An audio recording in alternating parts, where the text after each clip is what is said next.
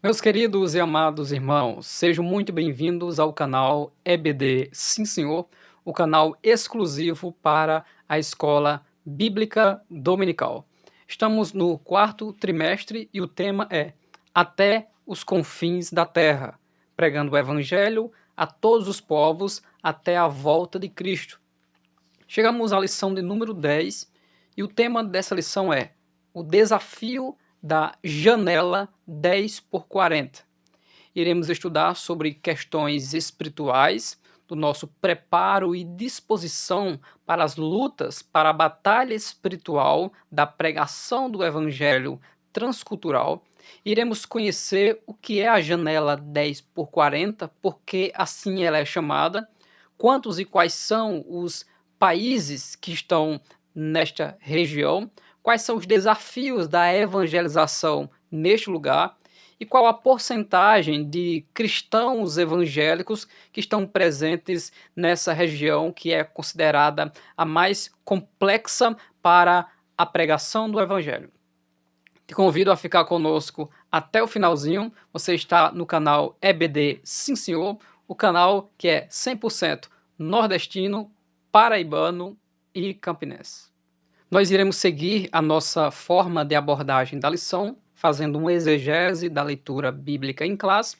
Depois, nós iremos conferir a coerência teológica e bíblica do conteúdo da lição. Nós cumpriremos o propósito de passar as informações que a lição propõe e no final nós iremos aplicar em como nós podemos usar esse conhecimento para o nosso contexto. Então, a leitura bíblica em classe, ela se encontra em Efésios, no capítulo 6, dos versículos 10 ao versículo 20, que é o texto que o apóstolo Paulo, dentro de uma epístola da prisão, ele fala sobre a batalha espiritual e as armas espirituais que o crente deve usar nessa batalha espiritual em que ele pede oração para que ele continue pregando a palavra e a porta da palavra seja aberta para a mensagem de Deus. Depois de, em toda a epístola aos Efésios, Paulo falar sobre a igreja, o conceito de igreja, o que é de fato a igreja do Senhor e como o povo de Deus precisa se comportar para que esse vínculo da unidade esteja intacto, ele finaliza dizendo: no demais, ou seja, depois de ter lhes explicado tudo isso, agora falta isso para que eu conclua. Então, no demais, irmãos meus, fortalecei-vos no Senhor e na força do seu poder. Ou seja, é o conselho que Paulo disse para Timóteo: fortifica-te na graça que há em Cristo Jesus.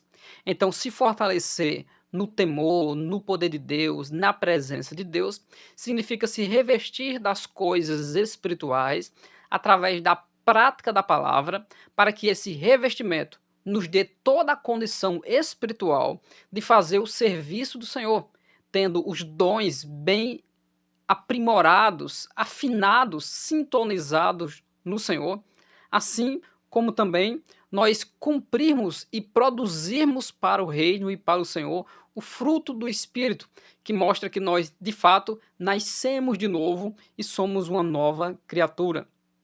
No versículo 11, Paulo diz: revesti-vos de toda a armadura de Deus, para que possais estar firmes contra as astutas ciladas do diabo.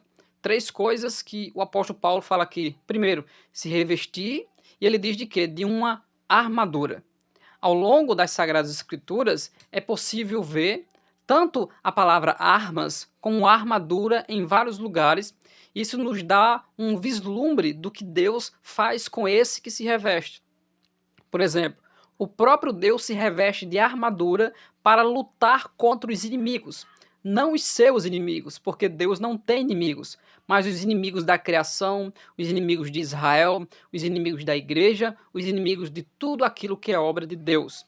Em Isaías 11, 4 e 5, Deus está se revestindo da armadura. Em Isaías 59, do 16 ao 18, e no livro apócrifo que está na Bíblia, considerada a Bíblia católica, Sabedoria, capítulo 5, dos versículos 17 ao 23.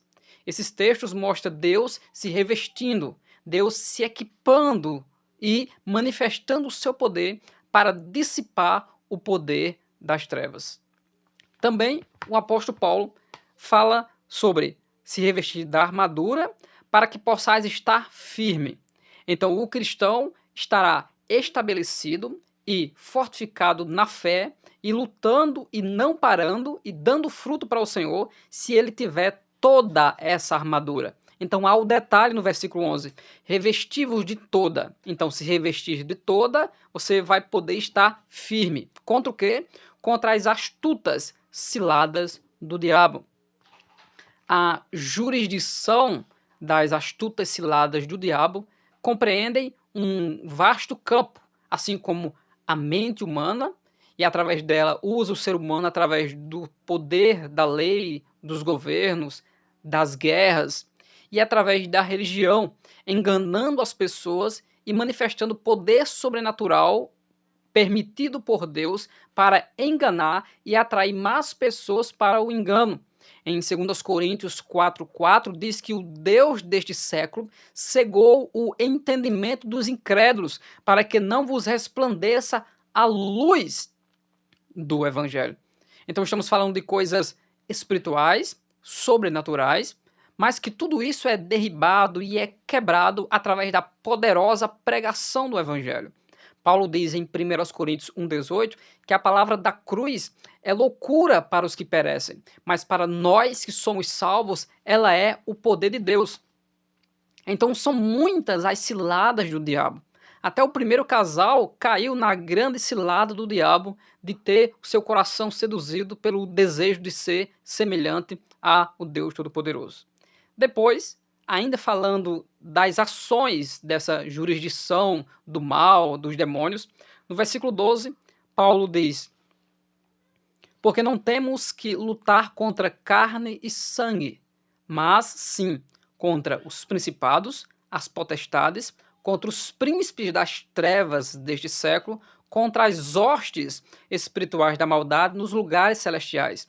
Então é uma linguagem militar, armadura, armas, batalha, milícia. E aqui ele coloca esses seres como autoridades, como governos, como aqueles que regem, que administram áreas para promover o mal, para promover as ciladas contra aqueles que temem a Deus. Então ele cita principados, potestades, príncipes e hostes nos lugares celestiais.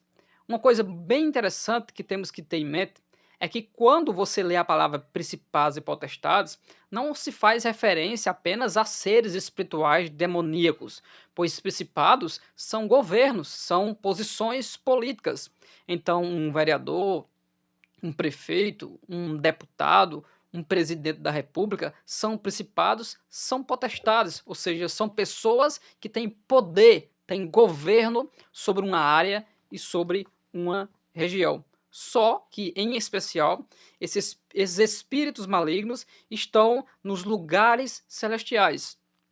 Esses lugares celestiais, nós podemos olhar para a Bíblia Sagrada e ver que esses seres, até os anjos bons de Deus, eles descem à terra e voltam para o seu lugar, porque eles são dos lugares celestiais. A porta aberta de Jacó, com a escada, que Jesus Cristo também fez referência a ela no Novo Testamento.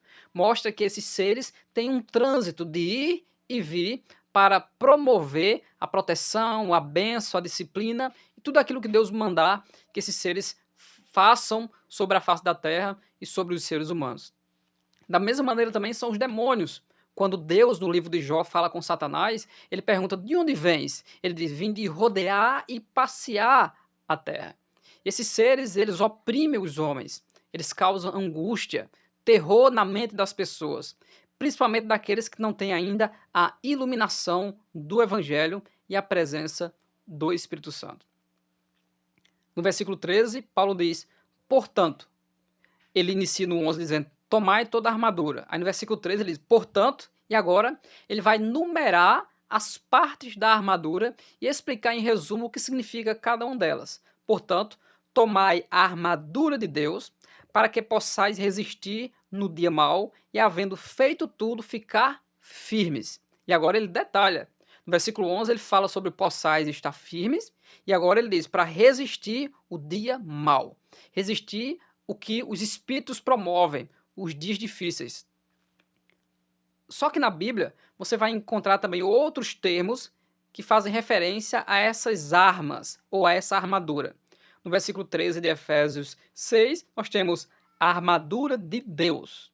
Em Romanos 13, 12, nós temos as armas da luz. Em 2 Coríntios 6, 7, nós temos as armas da justiça. Em 2 Coríntios 10, 4, nós temos as armas espirituais. Então essas armas são simplesmente o revestimento espiritual que temos quando buscamos a presença de Deus. E o que é buscar a presença de Deus? Muitos entendem que buscar a presença de Deus é apenas você estar de joelho orando, mas isso é um dos elementos de buscar a presença de Deus.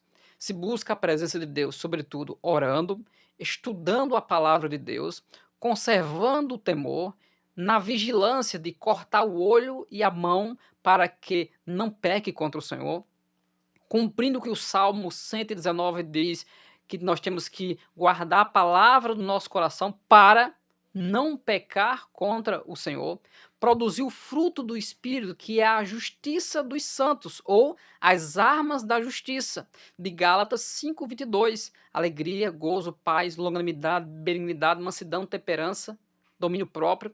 Contra essas coisas não existe acusação, porque esse é o cumpridor da palavra de Deus, ele é uma nova criatura. E agora, a partir do versículo 14, ele começa a numerar a indumentária, a armadura espiritual. Estai, pois, firmes, tendo cingidos os vossos lombos com a verdade. Sempre ele faz questão de usar a palavra firme, no versículo 13, no versículo 11. Então ele deixa bem claro, você vai estar firme se você tiver armadura. Se não tiver armadura, não tem como permanecer firme no dia mau. Então frases como, é tempo de buscar o Senhor, pois o inimigo está se levantando. Essa frase ela não precisa ser usada por nós, porque nós não buscamos ao Senhor porque o inimigo está se levantando. Nós buscamos ao Senhor porque Ele é o nosso Deus, temos consciência do revestimento de Deus, e quando o inimigo aparecer, ele terá resistência. E essa resistência é de um cristão revestido do poder de Deus. Estai, pois, firmes, tendo cingidos os vossos lombos com a verdade. E cingir os lombos é simplesmente colocar um cinto. Então, colocar o cinto da verdade. E qual é o objetivo do cinto? É fazer com que a roupa não caia ou não toque no chão. Cingir os lombos é levantar a calça um pouco e apertar o cinto. Então, quando eu ando na verdade, eu não me torno uma pessoa impura, porque eu busco a santificação. Eu ando na verdade. E vestida a couraça da justiça. A couraça é o colete, e esse colete protege o tórax das investidas do inimigo, das armas do inimigo. Então ele está dizendo simplesmente que andar na justiça, assim como Davi no Salmo 23 diz que o Senhor me faz andar na sua justiça por amor do seu próprio nome, pois a nossa própria justiça, como Isaías diz, é como um trapo de imundícia. Então nós precisamos buscar Deus para que Ele nos ajude a ser fiel. Então até aqui nós temos o cinto da verdade, nós temos a couraça da justiça. E um detalhe que você vai perceber nas armaduras, para quem ainda não percebeu, toda peça ou toda peça da indumentária dessa armadura de Deus está relacionado à palavra de Deus. Todas, não só a espada. Todas estão relacionadas à palavra e à oração e a buscar a presença de Deus. No versículo 15, o apóstolo Paulo diz, e calçados os pés na preparação do evangelho da paz. No livro de Isaías, no capítulo 52, o versículo 7, diz, quão suaves são sobre os montes os pés do que anunciam as boas novas, que faz ouvir a paz, que anuncia o bem, que faz ouvir a salvação, que diz a Sião, o teu Deus reina. Veja o detalhe, porque dentro de significados bíblicos, montes são dificuldades que devem ser transpassadas. Só que o texto diz que são suaves sobre os montes os pés dos que anunciam as boas novas, que faz ouvir a paz. Pode estar relacionado tanto à paz, né, porque está indo com a mensagem de paz, como que também que de forma suave eles transpassam todas as dificuldades, porque o próprio Deus desfaz as armas do mal para que o evangelho chegue. O próprio Senhor Jesus Cristo disse em Mateus no capítulo 16 que as portas do inferno não resistem a poder de Deus, à palavra de Deus, ao avanço da igreja. Então a igreja caminha e não há quem possa resistir. Por quê? Porque a igreja ela tem o poder do Deus Todo-Poderoso. Há as dificuldades? Há. Mas as estratégias de Deus, através de homens obedientes, faz com que o evangelho entre aonde Deus desejar. Citando as indumentárias, para falar um pouco sobre o que significa cada uma em resumo, para nós irmos para os nossos tópicos, no versículo 16 ele diz que, tomando sobretudo o escudo da fé, com o qual podereis apagar todos os dardos inflamados do maligno, que são as flechas pegando fogo. Tomai também o capacete da salvação e a espada do Espírito, que é a palavra de Deus. Vamos conferir o que diz 1 aos Tessalonicenses, capítulo 5, no versículo 8. Mas nós, que somos do dia, sejamos sóbrios, vestindo-nos da couraça da fé. Olha, a fé já não está no escudo, está na couraça. E do amor, e tendo por capacete a esperança da salvação, a convicção da salvação, a proteção da salvação na nossa mente, convictos de que somos salvos.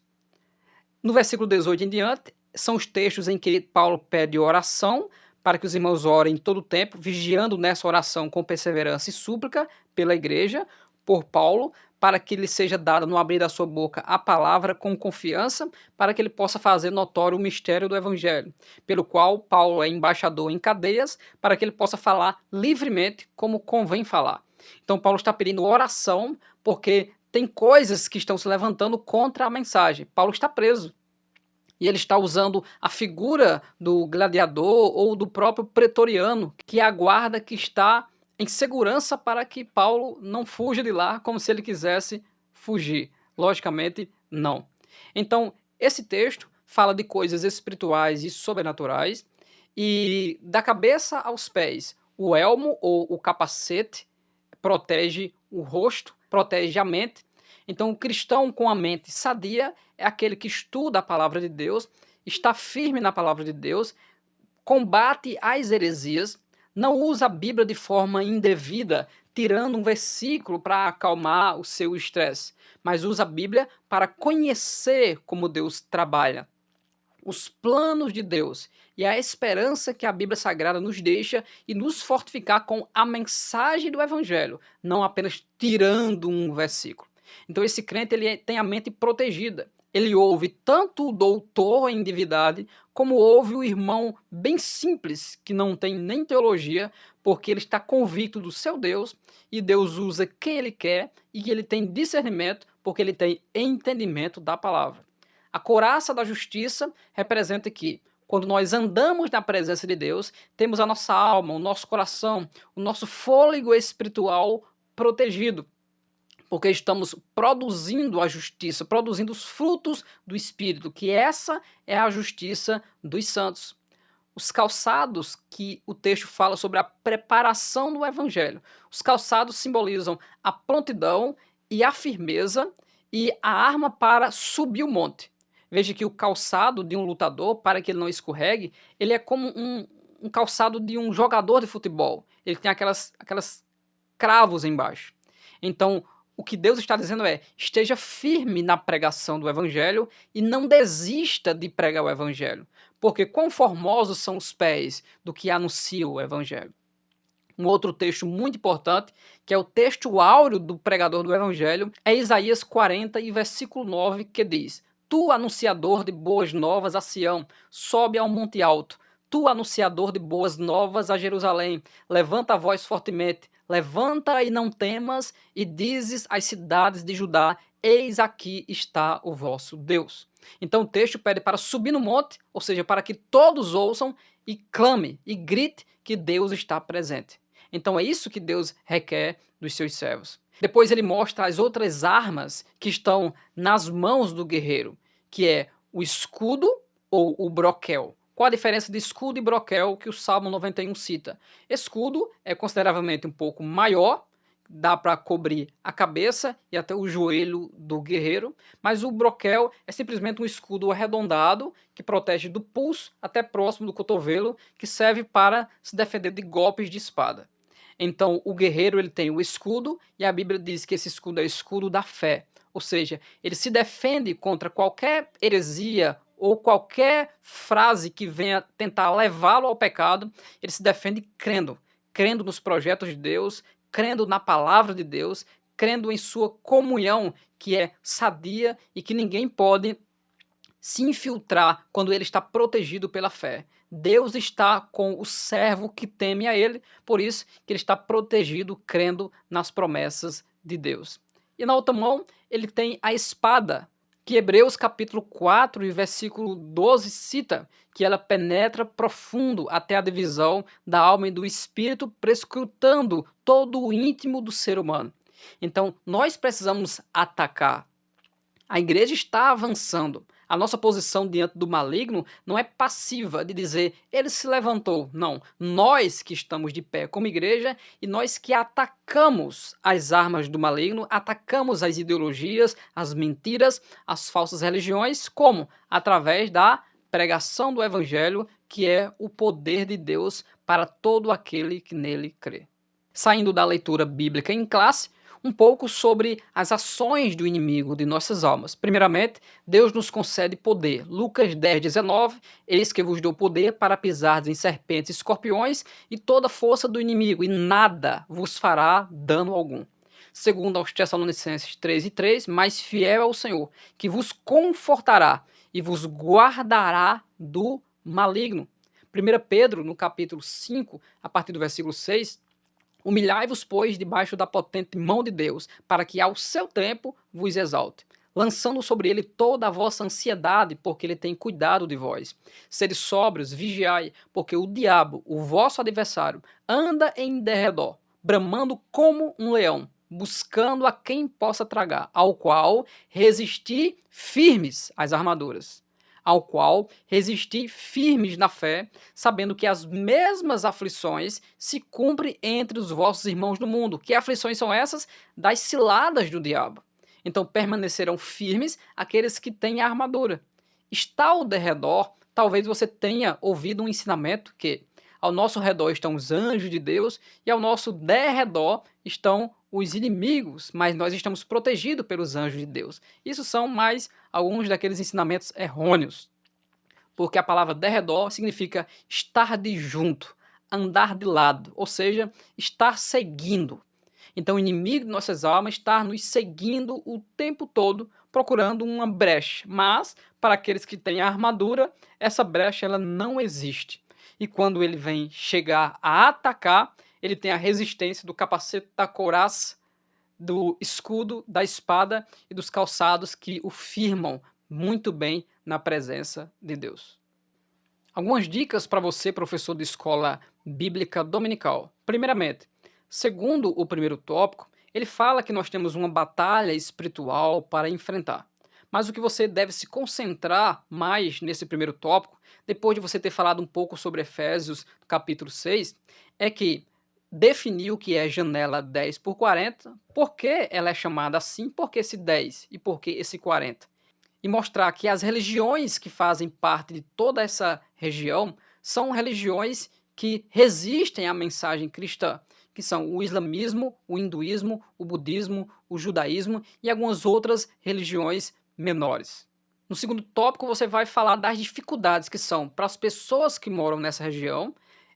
São regiões em que vivem bilhões de pessoas, mas que vivem também numa escassez, num sofrimento, numa seca muito grande, vivem oprimidas por religiões maiores, em especial a religião que mais persegue qualquer religião, e não apenas os cristãos, são os muçulmanos, baseados nos ensinos de Maomé ou de Muhammad, que aqueles que não fazem parte do islamismo são infiéis, são pessoas que não devem viver. Eles são violentos e existem muitos grupos terroristas que inclusive estão mais uma vez combatendo a nação de Israel lá entre Gaza e Palestina, e que eles oprimem. Tanto é que dentro dos seus ensinamentos, O Islã diz que depois do sábado vem o domingo. O que significa isso? O sábado faz referência aos judeus e o domingo faz referência aos cristãos, que usam o domingo como se fosse uma guarda de um sábado, onde tem as missas para os católicos e os cultos para os evangélicos. Então os muçulmanos simplesmente estão dizendo: vamos perseguir todo mundo que não é do Islã. E essa perseguição não é apenas baseado na violência, mas a violência vem depois de criar as leis de que não aceitam de maneira alguma a exposição da mensagem. Mas existe uma notícia boa: em todos esses lugares o evangelho entra, com muita luta espiritual, com muita luta material e física, mas o evangelho entra porque Deus é poderoso e o desejo dele é salvar todas as pessoas. E no terceiro tópico você vai falar simplesmente sobre as 3 estratégias para se fazer a obra nesse lugar, que é a estratégia da ação social, baseada na necessidade dessas pessoas, e segundo é a oração pelos missionários que estão, a oração para que Deus levante missionários para ir, e a oração pelas pessoas que sofrem. É triste ver as imagens de crianças, de mulheres morrendo, sendo inocentes, baseado em um contexto onde há tantas guerras, onde surgiu as civilizações do mundo, as grandes civilizações, mas que onde o povo é muito oprimido e tem muita gente de bem que quer apenas viver de forma pacata e simples, mas vivem oprimida por todo esse regime maligno. Mas o Senhor Deus Todo-Poderoso é aquele que desfaz as fortalezas do inferno para dar vitória a aqueles que temem ao seu santo nome. A janela 10x40 é uma região que ela também é chamada de o cinturão das restrições, onde nesse local há 62 países e é chamado de cinturão ou janela porque está em uma forma retangular, baseado na latitude e longitude, que são as medições do globo através dos meridianos para determinar em que grau está cada país. Por isso que janela 10x40 é simplesmente a medida de toda essa região, que está na região das medidas 10x40. E ela é chamada assim porque também ela está entre o Atlântico e o Pacífico e entre os paralelos 10 e o 40 de latitude norte, onde vive a maior população mundial com menos oportunidade de ouvir o evangelho. São 62 países que têm uma porcentagem muito pequena, vamos falar aqui de principalmente cristãos evangélicos, uma porcentagem muito pequena de cristãos evangélicos nesse lugar. Confira comigo quais são essas porcentagens nesses países. Na Índia, 1%. Na Mauritânia, 0%. No Sudão, 3%. Afeganistão, 0,02%. No Japão, 3%. Na Guiné-Bissau, 1,2% de evangélicos. No Kuwait, 0,5%. Em Bangladesh, 0,2%. Em Butão, 0,03%. Na Arábia Saudita, 0,007%. Na Guiné, 0,75%. Na Tailândia, 0,3%. Em Níger, em 0,1%. No Quirguistão, 0,003%. No Irã, 0,05%. Em Burkina Faso, 3%. Em Mali, 0,9%. No Azerbaijão, 0,003%. Em Benin, 2%. Na Indonésia, 6%. Em Laos, 1,9%. No Saara Ocidental, 0%. No Egito, 0,8%. No Uzbequistão, 0,001%. No Nepal, 0,5%. Nos Emirados Árabes, 0,7%. Na Albânia, 5%. No Marrocos, 0,01%. No Iraque, 0,5%. No Sri Lanka, 0,9%. Em Israel, 0,35%. No Tadiquistão, 0,001%. Na China, 4%. No Djibouti, 0,03%. No Iêmen, 0,01%. No Vietnã, 0,6%. Em Formosa, 3%. Em Bahrein, 0,5%. Em Brunei, 0,06%. No Líbano, 4,3% de evangélicos. No Catar, 0,007%. No Turcomenistão, 0,001%. Na Etiópia, 10%. Na Birmânia, 4%. No Tibete, 0,02%. Na Argélia, 0,01%. Na Líbia, 0,1%. Na Malásia, 2%. Em Omã, 0,1%. No Cazaquistão, 0,004%. Na Tunísia, 0,001%. No Camboja, 0,05%. Na Turquia, 0,003%. Na Coreia do Norte, 0,5% de evangélicos. Na Somália, 0,01%. No Paquistão, 0,5%. Na Nigéria, 17% de evangélicos. Nas Maldivas, 0,1%. Na Jordânia, 0,4%. No Senegal, 0,1%. Na Síria, 0,1%. Na Mongólia, 0,1% de evangélico. Veja que as dificuldades são imensas, mas em mais de 90% desses países tem pessoas cristãs. E cristãs aqui em especial evangélicas, sem citar os católicos. Então Deus é poderoso para que a sua mensagem entre nesses locais que são verdadeiras portas de bronze para a pregação do evangelho. Vamos conhecer agora, em resumo, as 3 principais religiões que estão na janela 10/40, o hinduísmo, o budismo e o islamismo, e o que eles promovem nessa região, não para benefício, mas para as prisões espirituais daqueles que residem nesse local. O budismo foi fundado na Índia por volta do 6º século, por um pregador chamado Buda. Em várias épocas, o budismo tem sido a força religiosa, cultural e social dominante da maior parte da Ásia, especialmente na Índia, na China, no Japão, na Coreia, no Vietnã, no Tibete.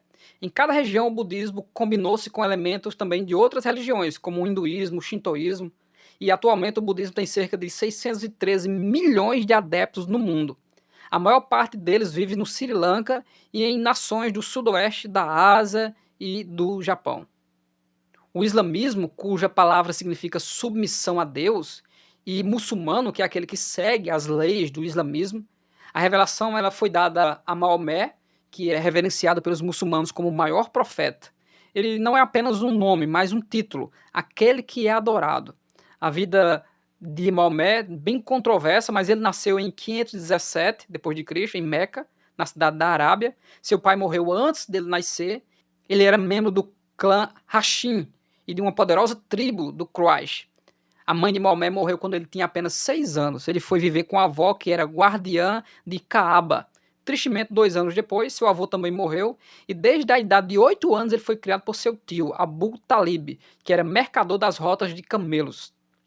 Cresceu durante uma época de insegurança econômica e descontentamento e com as diferenças sociais. A adoração a deuses pagãos era muito comum na Arábia e estima-se que cerca de 360 deuses são existentes naquela região, com mais de 124 mil profetas conhecidos. Consta nos arquivos da história muçulmana que, desde menino, Maomé detestava a adoração aos ídolos e que levava uma vida moral pura. Ele foi empregado por Khadija, uma rica viúva, para administrar uma caravana mercante. Ficou conhecido como Al-Amin, digno de confiança, e foi um membro da Associação Mercante de Meca. Aos 25 anos ele casou-se com Khadija, com quem teve 6 filhos. Todos morreram, menos a filha caçula. Maomé e Khadija ficaram casados 25 anos. Mais tarde, depois da morte de Khadija, Maomé aprovou a poligamia e casou-se com várias mulheres. Ou seja, Maomé andou por um caminho torto, uma vida difícil, mas depois de tudo isso, ele era frustrado por desejar ser um pregador ou um profeta, à semelhança dos profetas da Bíblia e do Antigo Testamento. E judeus daquela região xingavam ele porque ele tentava pregar, mas confundia Adão com Saul e dava tudo errado. Ele era um semi-analfabeto, ele não tinha domínio das escrituras. Foi aí que aconteceu que, na tentativa de buscar o sobrenatural, apareceu uma entidade para ele. E alguém lhe disse que era o anjo Gabriel, que lhe deu as escrituras daquilo que nós conhecemos como o Alcorão. Que eu tenho aqui um exemplar do livro do Maomé, que é o Alcorão. E a partir daí, ele determinou as leis. Ele determinou os benefícios para aqueles que se juntassem a ele e assaltassem as caravanas de judeus que passassem ali. E o que eu não posso mais falar, porque tudo isso aconteceu e hoje nós temos aí o Islã, os muçulmanos guerreando pela conquista mundial. Já a origem do hinduísmo se encontra num sincretismo, que vem a ser um confronto entre o hinduísmo e o islamismo.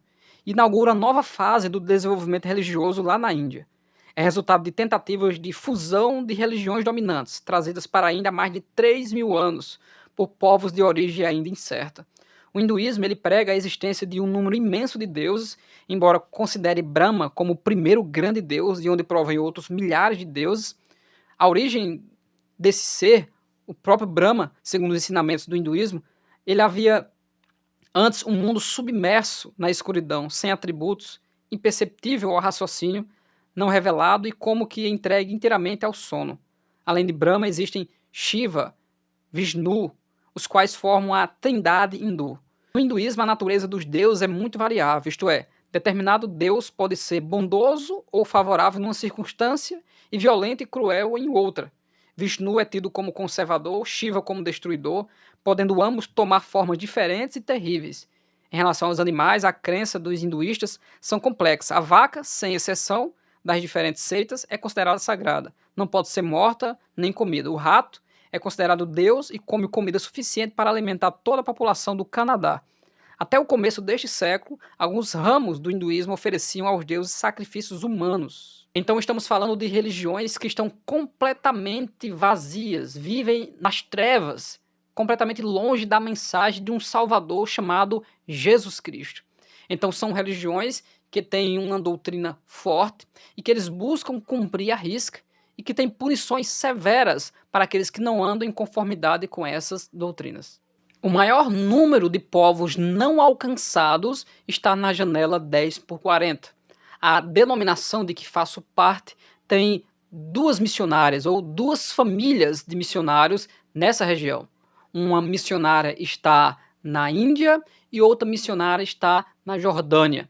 Claro que não podemos falar mais detalhes sobre a vida dessas pessoas, mas estão lá fazendo a obra de Deus, buscando glorificar o nome do Senhor, e o que precisamos fazer é buscar Deus para que Deus dê estratégia à igreja, para que Deus dê força e coragem e levante homens e mulheres e famílias para que tenham estratégias de viver ali e estar vivo pregando o evangelho às criaturas que perecem e que sofrem nessa região.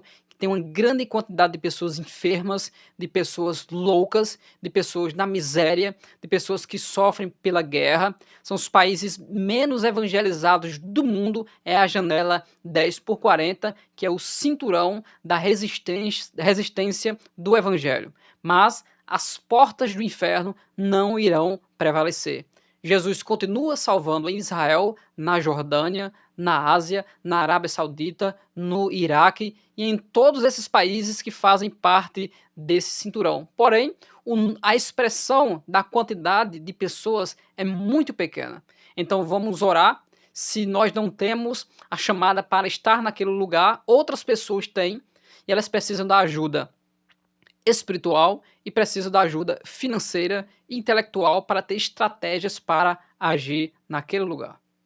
Então, professor de escola bíblica dominical, você tem 2 grandes incumbências: dar definições e números aos irmãos, mas não se deter por muito tempo na sua classe apenas com definições ou apenas com a geografia, porque você pode se utilizar do data show, pode se utilizar de uma cartolina, de um papel madeira, que é maior do que uma cartolina, ou o recurso que você tiver em mãos, um livro e etc. Imprimir folhas com o Atlas para mostrar aos irmãos onde ficam esses países, que eles possam conhecer e pedir que no final desta aula os irmãos possam estar orando pela vida das pessoas que vivem ali, que sofrem enganadas pelas ideologias, pelas crianças que são treinadas e manipuladas desde pequenas para adorar a falsos deuses, para que Deus tenha misericórdia e entre ali e livre aquelas pessoas e salve aquelas pessoas, que o evangelho possa mudar a vida delas. Se você ficou conosco até aqui e ainda não é inscrito no canal EBD Sim Senhor, se inscreva, deixe o seu comentário, o que você achou dessa aula, se possível for. Se for possível também você compartilhar o nosso vídeo, nós ficaremos felizes. Na semana que vem, nós iremos estudar a lição de número 11, Missões e a Igreja Perseguida. Vamos falar sobre a perseguição na Bíblia Sagrada e também vamos atualizar as perseguições no mundo da Igreja de Deus, que é perseguida, mas avança e cresce na presença do Senhor. Deus abençoe grandemente a sua vida no nome de Jesus.